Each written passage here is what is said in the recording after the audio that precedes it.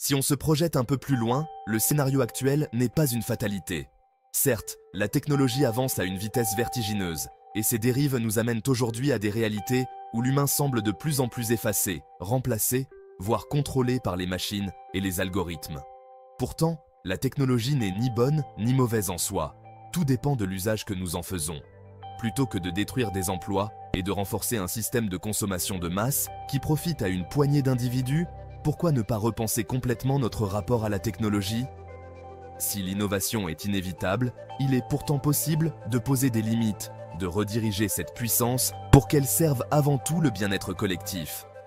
Imaginez un monde où l'intelligence artificielle et les robots ne seraient pas au service exclusif de la productivité et du profit, mais bien de la santé, de l'éducation, de la réduction des inégalités et de l'épanouissement personnel. Nous pourrions utiliser ces avancées pour améliorer les conditions de travail, réduire les tâches pénibles et libérer du temps pour que chacun puisse se consacrer à des activités qui lui tiennent à cœur.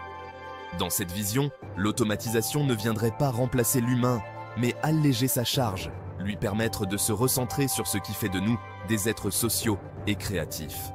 Cela nécessiterait bien sûr un changement de paradigme radical, un cadre légal qui interdise l'entrée de technologies destructrices dans certains secteurs, ou, du moins, qui régule leur déploiement pour éviter la déshumanisation totale du travail. Les IA et les algorithmes, plutôt que de servir des géants du commerce ou des chaînes de production automatisées, pourraient être développés pour améliorer les conditions de travail des métiers à risque, alléger la bureaucratie des systèmes de santé ou encore simplifier l'accès à la culture pour tous.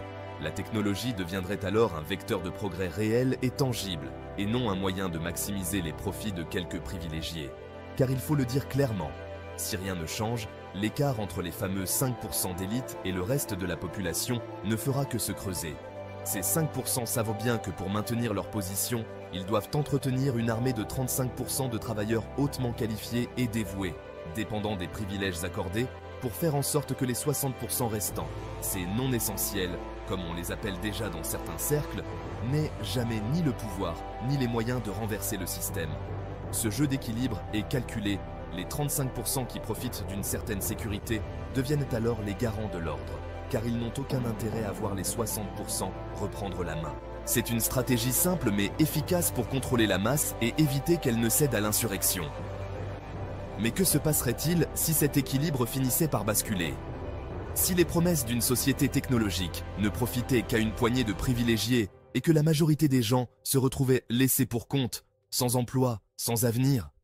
Il est légitime de se poser la question de l'éventualité d'un retour de bâton, parce que l'histoire nous a montré qu'en période de crise, les soulèvements populaires finissent toujours par éclater. Il suffit d'un incident, d'un moment de tension pour rallumer les braises. Il est possible que ces fameux 5% se fassent un jour emporter par la vague de colère qu'ils auront eux-mêmes alimentée. Mais est-on vraiment obligé d'en arriver là ?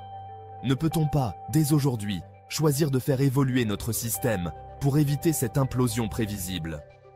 Il suffit parfois d'une voix, d'un des 5%, qui, conscient de l'injustice de ce système, ose briser le statu quo. Des leaders venus des mêmes rangs que ceux qu'ils défendent, il en existe encore, et leur influence pourrait être déterminante.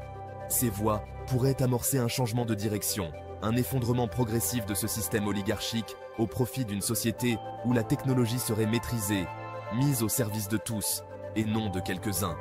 Mais pour cela, il faut agir, et vite. Avant que le monde ne se retrouve dans un état de désespoir et de violence, tel que le changement n'arrive plus sans dégâts. La technologie est un outil puissant, et comme tout outil, elle doit être utilisée avec prudence et respect. Elle pourrait être le levier qui nous libère des tâches ingrates et nous rapproche d'une vie plus épanouie.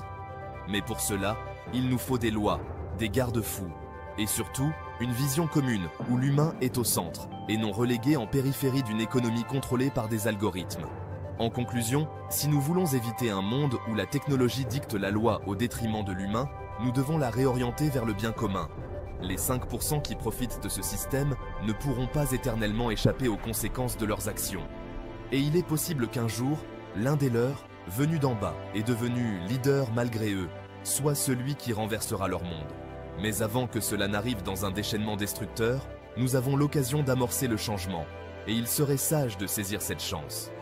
Car ce futur, nous le construisons aujourd'hui, un algorithme à la fois.